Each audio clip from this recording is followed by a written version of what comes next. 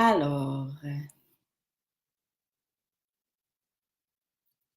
je vais monter le son. Donc, bonsoir tout le monde. En fait, les quelques personnes qui commencent à arriver en ce webinaire. Coucou Marie-Claude, Lucie. Ça va les filles? Donc, je disais exceptionnellement aujourd'hui, j'ai choisi de Marie-Chantal Saline de faire le webinaire un mercredi parce que demain, je serai dans l'avion. Allô, Caro! Donc, je me suis dit que ce serait dommage que je vous retrouve pas pendant 2 semaines. Alors, j'ai opté pour prendre un petit moment avec vous, un beau moment avec vous ce soir ou cet après-midi pour vous, mes amis québécoises, pour vous parler de l'âme et surtout de pourquoi et en quoi elle a elle aussi besoin de vous. Ça m'est venu comme ça. Et puis, ben évidemment, j'apprends à écouter ces petites voix. Ben oui, Lucie, c'est l'Halloween, hein? C'est trop drôle quand même que je me retrouve à vous parler le soir de l'Halloween. Mais bon, moi, je suis assez loin de tout ça, compte tenu que mes enfants sont grands maintenant. Donc, vous allez bien? Racontez-moi. En attendant que d'autres personnes se joignent à nous, compte tenu qu'il y a toujours un délai. Moi, je vais super bien, très heureuse de mon séjour. Et oui, déjà après cette semaine, je retrouve mon Québec enneigé, paraît-il. On verra ça demain. Donc, on commence. Alors, dans un premier temps, l'âme, ce serait quand même important, à mon avis, que je vous parle un petit peu plus de l'âme, n'est-ce pas, pour que vous sachiez ce que ça veut dire pour moi. Et peut-être que pour vous, ça veut dire autre chose et ça va être parfait. L'idée, c'est qu'on définisse cette part de soi comme elle nous parle pour que ça puisse résonner. Donc, pour moi, l'âme, c'est la part de nous qui est éternelle, c'est notre flamme, c'est la part de nous qui ne meurt pas.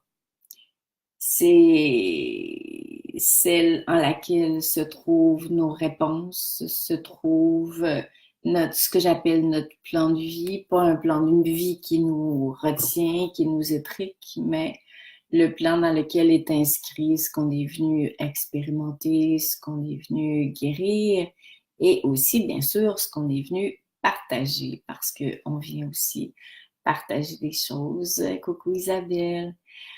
Alors, pour moi, l'âme, c'est vraiment notre flamme à nous. Et je sais que ce mot, chez certaines personnes, résonne avec des vieilles croyances qui euh, les étriquent un peu, mais j'aurais envie de vous dire, ben, redéfinissez-la, tout simplement, appelez-la comme ça vous fait du bien, comme ça vous fait plaisir. Euh, L'âme, je trouve toujours important d'en parler parce que la majorité d'entre vous le savez, j'ai accompagné des milliers de personnes en fin de vie.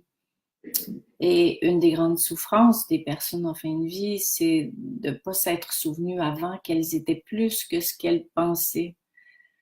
Qu'il y a une part d'eux qui ne mourrait pas, et je dirais même qu'une des grandes sources de souffrance des personnes qui soutiennent les personnes en fin de vie, c'est de limiter leur regard uniquement à partir de ce qu'ils voient qui est en train de se défraîchir, plutôt que ce que porte la personne à l'intérieur d'elle.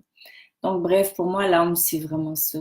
C'est aussi notre meilleure amie, notre partenaire la plus fidèle. C'est à elle qu'on peut s'adresser quand on va pas bien, quand on comprend pas où est-ce qu'elle s'en va. Au fond, c'est elle qui mène et c'est nous qui sommes appelés à suivre ce qu'on a décidé avec elle avant de s'incarner. Alors, c'est vraiment en fait, c'est pas elle notre plus grande complice, mais c'est nous, en tant qu'humains, qui devrions être sa plus grande complice, mais on oublie tellement ça au quotidien. Donc, pourquoi dans un premier temps, est-ce qu'on devrait se souvenir qu'on a besoin de notre âme?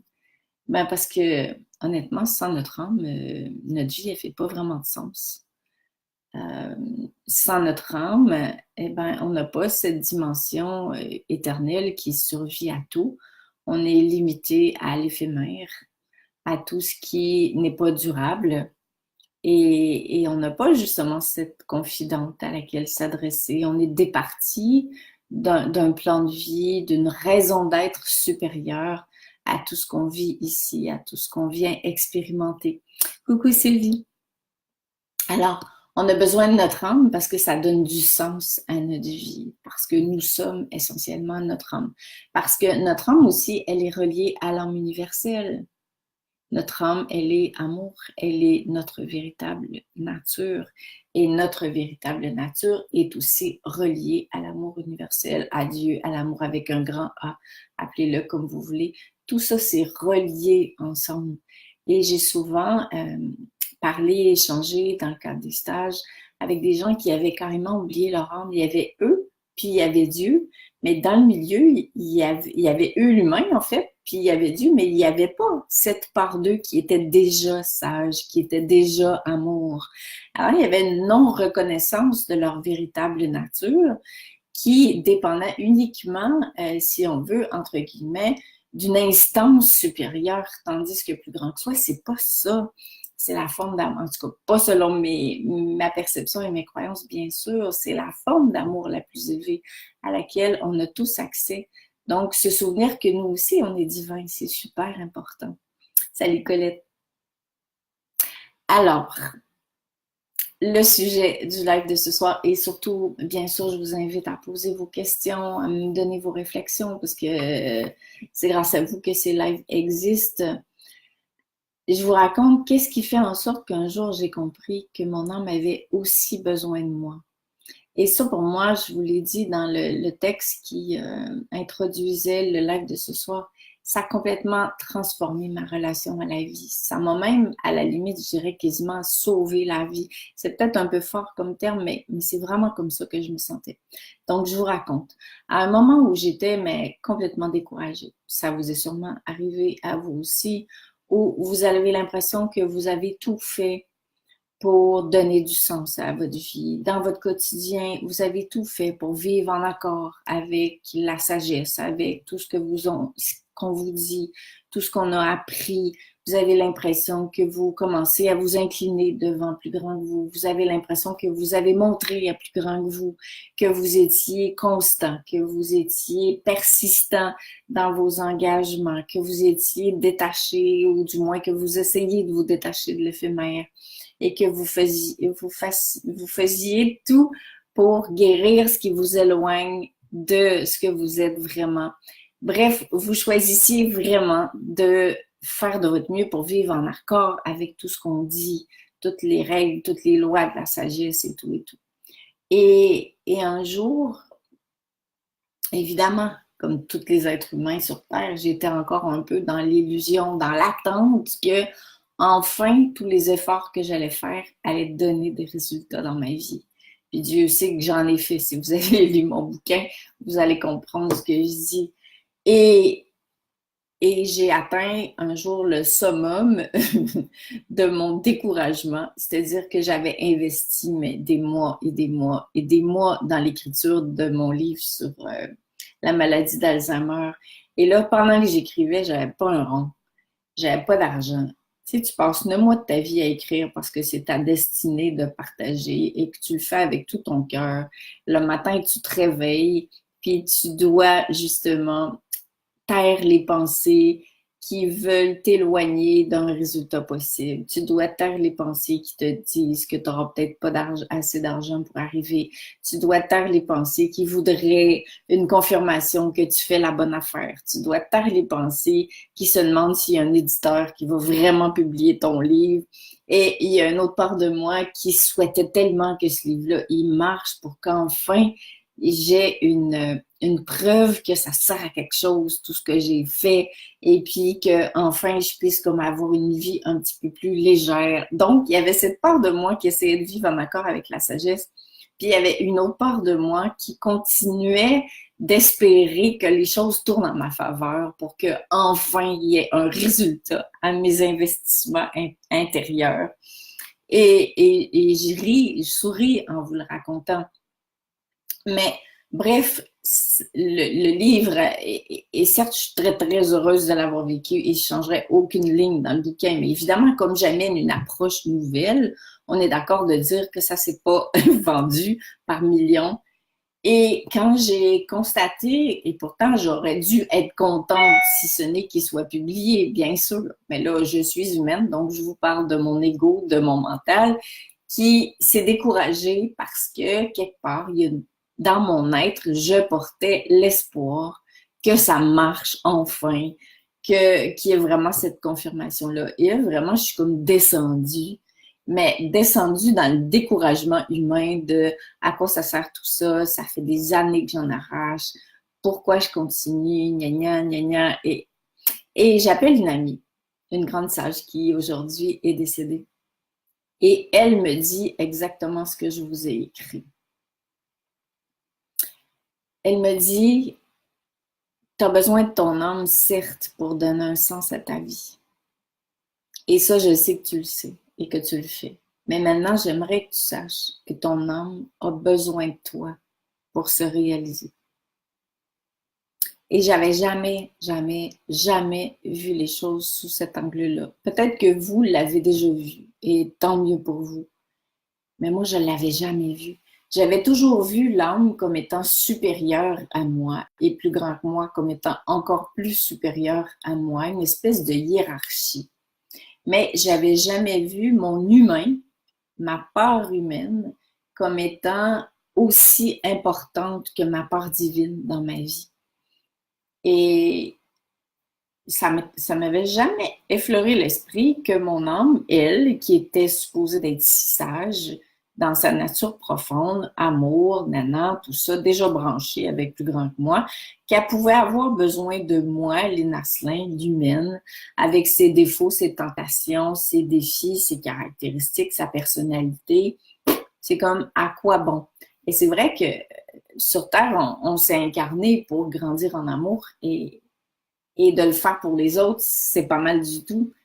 Mais de le faire pour soi, c'est autre chose. De se reconnaître dans notre divin comme étant amour, c'est déjà une chose. Mais après ça, de se reconnaître dans notre humain pleinement, dans toutes les parts de soi. Celles qu'on aime moins, celles qu'on aime. Ça, pour moi, c'est... Je pense que je suis restée une demi-heure sur mon canapé avec la bouche ouverte à essayer d'avaler ça, en fait, c'était un enseignement en soi pour moi. C'était vraiment une révélation de me dire, ah, ouais. Et ensuite, je me suis mise à constater, ressentir ce que ça voulait dire, cet enseignement-là, qui est immensément grand au fond. C'est que, il est vrai que même si j'ai choisi de guérir, d'expérimenter, de partager beaucoup de choses en âme, et là je dis je, mais je parle de tout le monde, si on a choisi ça, si ma part humaine ne dit pas oui, ben mon âme ne peut rien faire. Elle ne va pas grandir. Elle ne va pas guérir si je ne décide pas de me donner les moyens de guérir. Elle ne peut pas le faire à ma place parce que la part qui est incarnée, c'est moi dans mon humanité. Donc, c'est moi dans mon humanité, c'est moi dans ma personnalité, c'est moi dans mes différences, dans mes contradictions, qui doit dire oui, qui doit se reconnaître pleinement, qui doit s'aimer telle qu'elle est. Parce que s'il y a des parts de moi que je refuse d'accueillir telles qu'elles sont, parce que les croyances me disent que c'est pas beau, il veut dire que mon âme, elle peut pas venir me rejoindre non plus. Parce qu'il n'y a pas de place pour mon âme quand je suis constamment en train de me juger, de me dénigrer, de ne pas m'accepter comme je suis, d'oublier que la vie, c'est aussi vivre cette expérience où je suis venue me souvenir dans la dualité de qui je suis. Et si j'accepte pas mes travers, si j'accepte pas mes écarts, si je refuse les expériences, les situations où je suis venue expérimenter, par exemple, la dualité, si j'accepte pas ça, si j'accepte pas de m'être trompée, comment je peux apprendre? Et quand j'accepte que la vie, c'est ça, c'est suivre le mouvement de la vie tel qu'il est, sans vouloir qu'il soit autrement, m'ouvrir à une autre dimension de l'existence, choisir d'avancer quand j'ai de la difficulté, choisir de revenir à l'intérieur de moi, me rappelant que j'ai mes ressources, choisir d'activer mes ressources, choisir de me souvenir que je suis pas toute seule, choisir de changer mes croyances puis de changer mes pensées pour qu'elles puissent vibrer à telle fréquence, choisir de méditer pour laisser... C'est tout mon humain qui choisit ça. Et ça m'a permis de commencer à créer l'unité entre mon humain et mon divin parce que, selon ma lecture à moi, il y a eu une grosse mode où on a mis toute la spiritualité, l'ésotérisme au-dessus de nous et l'humain, ben, il était comme pas grand-chose là-dedans. Tu vois, il fallait comme atteindre des états de conscience altérés, en méditation, contacter, entendre des voix, voir des couleurs, gna gna gna. Je dis pas que c'est pas correct ça quand on est connecté, mais c'est tout aussi puissant de rencontrer la vie sous tous ses aspects, de décider par exemple que quand quelqu'un me fait de la peine, si ce n'est que de choisir de regarder ce que ça réveille chez moi, quel espace l'autre personne vient de réveiller, qu'est-ce que ça m'apprend de moi, qu'est-ce que ça me rappelle de la vie, à quel étage je me place pour regarder la situation. Et maintenant, je choisis d'ouvrir la porte parce que je me souviens qu'en âme, je suis venue guérir des choses et que j'ai choisi de mettre des personnes en scénario, si on veut, pour me montrer ce que je suis venue travailler. Ben, c'est mon humain qui est tout aussi divin, là. Parce que c'est mon humain qui décide de s'en rappeler. C'est mon humain qui décide à chaque jour de voir les choses en conscience. C'est mon humain qui décide de développer des nouvelles pensées qui vont me permettre de voir et de vivre la vie autrement. Et sans tout ça, je ne peux pas avancer. Sans tout ce que je vis, je ne peux pas grandir, je ne peux pas guérir. Je ne peux pas faire de mon plan de vie une réalité, je n'en fais qu'une aspiration. Et on ne change pas le monde avec des aspirations profondes, ni avec des belles paroles. On change le monde avec ce qu'on fait de ce qu'on vit. Et c'est ça qui est vraiment important. Et pour faire quelque chose de ce qu'on vit, on a besoin de la contribution humaine, de notre part humaine. On a besoin des particularités de notre personne en tant que telle. Et chacune des parts de soi est importante parce qu'on est vraiment divin tout autant que l'humain. Alors, je ne sais pas comment ça vous parle. Vous pouvez me faire vos commentaires. C'est vraiment ça le message que j'avais envie de vous partager ce soir, mesdames qui êtes avec moi et peut-être messieurs qui êtes derrière, de ne pas oublier votre part humaine comme étant tout aussi importante dans votre existence, de ne pas la dénigrer, d'arrêter de croire que vous n'êtes pas assez, que vous n'êtes pas suffisant, que vous n'avez pas tout ce qu'il faut encore pour que votre âme vienne vous voir. C'est le contraire. Votre âme, c'est vous. Et vous, ben, vous êtes connecté avec elle. Et l'un sans l'autre, c'est pas possible. Et c'est la même affaire pour plus grand que vous. Si on met la connotation Dieu, qui pour moi est la forme d'amour les plus élevées qui puisse exister, ben, l'amour qui, évidemment, aspire à ce qu'on s'en rapproche de plus en plus, peut rien faire si chaque humain ne choisit pas de se transformer. Donc, c'est notre part humaine qui décide un jour de se reconnaître et de transformer ce qui nous éloigne de qui on est. Donc, sans nous, Dieu, il ne peut rien faire. Donc, la contribution des humains est super importante. Super, super, super importante.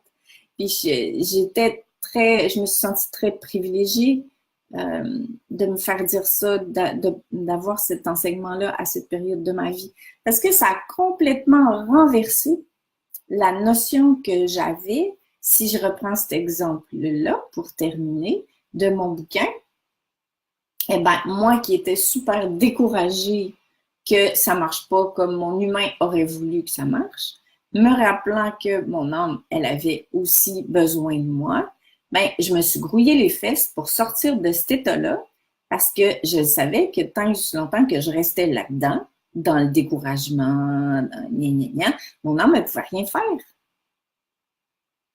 Alors, ça m'a vraiment aidé à faire, OK, il faut que je me bouge moi aussi. Et ça m'a donné une raison de me bouger, plutôt que d'attendre qu'il se passe quelque chose pour, encore une fois, satisfaire mes besoins humains et rétablir ce lien de confiance qui pour ma part, était quand même un peu écorché. Salut Rial! Sylvie, plus difficile, c'est différencier notre âme à notre ego et à notre moi. Je suis pas sûre que je comprends avec Sylvie. Parce que si j'ai bien compris, mais là, tu as fait un j'aime, donc peut-être que j'ai donné une réponse à ta question, mais reviens-moi avec une précision si je n'y ai pas répondu. Parce qu'il y a une grosse, grosse différence entre notre âme et notre ego ou notre mental. Pour moi, j'ai mis souvent dans le même paquet parce que notre ego, c'est la part de nous qui pense, qui compare et qui est très utile. Mais notre âme, c'est notre nature profonde, c'est la part de nous qui est amour, c'est la part de nous qui est sage, c'est la part de nous qui possède le bagage éternel de tout ce qu'on a acquis et vécu. C'est la part de nous qui est directement connectée avec l'amour divin. Et notre âme, elle ne pense pas. Elle n'a pas d'identité humaine. C'est l'humain qui cherche une identité. En fait, c'est vraiment notre grande amie, quoi. Mais céleste. Allô, Brigitte! Isabelle, c'est fou, c'est clairement ça. Et pour moi aussi, c'est une révélation. Car je pensais que mon âme était au-dessus de moi. Ouais, tu vois, moi, je te jure, là, c'était vraiment comme la mâchoire m'a tombé. Je sais pas combien de temps. Je m'étais toujours mis en dessous. Comme si moi, ben, j'étais rien. Mais vraiment rien. Valérie, ce message, je t'ai déjà entendu le transmettre et il m'a énormément parlé. Et depuis que je t'ai entendu le dire, il me guide vers une sorte de réconciliation. Ouais, c'est vrai, hein? C'est vraiment de la réconciliation, de la reconnexion. J'ai travaillé J'ai à travailler très fort pour que mon âme prenne sa place. L'ego est super fort et veut toute la place. C'est Lucie qui dit ça. Salut ma belle Lucie. Tu sais, dans le fond, je dirais que c'est notre mental qui nous laisse croire qu'il faut qu'on travaille fort pour que notre âme prenne la place. Au fond, notre âme, l'image que j'aime, c'est comme si elle était assise et elle attend qu'on lui fasse de la place. Et la manière de lui faire de la place, c'est de reconnaître ce qui nous en éloigne avec beaucoup d'amour et de le transformer, d'enlever ce qui est dans le chemin avec bienveillance entre nous et notre âme. Donc, par exemple, nos pensées, notre ego, sont nécessaires sur Terre. Et tant aussi longtemps qu'on veut se débarrasser de notre ego, on est foutu. Parce qu'on n'est pas arrivé avec un ego puis un mental pour rien. On s'est donné, en descendant sur Terre, la mission, si je peux dire ainsi, d'expérimenter la dualité. On a choisi ça. Donc, on peut quand même pas se reprocher d'avoir un ego puis d'avoir un mental, mais de se rappeler qu'on est plus que ça, de reconnaître quand notre mental s'active et d'apprendre à le maîtriser pour qu'il prenne sa juste place et non toute la place. Ce qui arrive à ce moment-là, Lucie, c'est que notre âme, elle peut se déposer à l'intérieur de soi. Elle peut venir nous parler. Je pense que je l'ai déjà dit, tu vois, ma maman me disait tout le temps, si tu veux que Dieu parle, tais-toi. Mais c'est un peu ça, au fond. On est toujours, toujours, toujours en train de parler. Et je dirais que quand on prend conscience, et pour ma part, je prends encore conscience de tout ça, donc je me plais à dire que on n'a jamais fini parce que c'est ce qu'on est venu à expérimenter, mais au lieu de se dire « Oh mon Dieu, je me suis encore laissé prendre par le mental », c'est de faire « Ah ouais, je t'avais pas reconnu cette fois-là. » Ah ben ok, c'est cool. Là, c'est ça la différence entre aimer notre humain, être totalement bienveillant avec lui, et aussi, ben, quand on le désamorce de cette manière-là, ben, il n'y a pas d'emprise sur nous. Parce qu'on dit, bon, moi, c'est cool, je te reconnais, mais est-ce que tu es utile dans la manifestation de ce que je suis venue faire aujourd'hui? Bon, si c'est oui, je te laisse faire parce que tu es utile, comme par exemple compartimenter, comparer, analyser des choses. On en a besoin, hein? Quand on fait notre rapport d'impôt, quand on place nos papiers, quand on organise nos trucs, bon, ben, tu dis à ton mental, OK, viens-t'en, j'ai besoin de toi. Et quand c'est le temps de se brancher, ben, on apprend à le reconnaître et surtout à lui redonner sa juste place avec beaucoup de bienveillance parce qu'on en a besoin. Mais ça aussi, on ne nous a pas montré ça. On nous a montré que c'était pas beau le mental. On nous a montré que c'était pas beau l'ego. On nous a montré que c'était pas beau se tromper. Donc, on est dans un monde où on a peur de se tromper. Puis, Moses, on est venu expérimenter. Donc, comment on veut apprendre si on fait rien? Donc, il faut sortir aussi de cette croyance-là. D'ailleurs, la semaine prochaine, je pense que je vais vous parler de ça. Donc, super Sylvie, si j'ai répondu à ta question, je suis contente. Alors, est-ce que vous avez d'autres questions, commentaires? Vraiment juste retenir que votre âme, elle a vraiment besoin de vous aussi. Chaque fois que vous choisissez de voir plus grand, de vous élever, de lui faire de la place, d'avancer, d'apprendre, d'oser, d'expérimenter, vous êtes des alliés avec votre âme. Votre âme, elle ne vous demande pas de faire des hommes pendant 12 heures par jour. Elle ne vous demande pas de toujours savoir à l'avance ce que vous allez dire, ce que vous allez faire. Elle ne vous demande pas la perfection humaine. Elle est avec vous venue expérimenter l'humain pour apprendre, pour grandir en conscience, pour guérir, pour aussi partager ce que vous êtes. Et on n'a pas besoin d'être parfait pour partager ce qu'on est divinement. On a juste besoin d'être vrai, d'être authentique. Et c'est long, ça, avant d'être capable d'être authentique et vrai dans un monde qui ne nous laisse pas beaucoup cet espace, quoi. Alors, autrement dit, il faut s'aimer soi-même au lieu d'attendre que tout le monde nous aime. Alors voilà, donc c'est ce que j'avais à vous raconter pour aujourd'hui. J'espère que ça vous a fait autant de bien que ça m'a fait du bien. On se retrouve avec plaisir si votre cœur appelle la semaine prochaine pour un autre live depuis mon Québec chéri. Je vous embrasse super fort. Puis encore une fois, je vous remercie d'être là à chaque semaine, d'être des complices avec moi de ce chemin terrestre qu'on parcourt dans l'authenticité, la complicité, la conscience, tout le monde ensemble. Donc, gros bisous, à bientôt. Bye.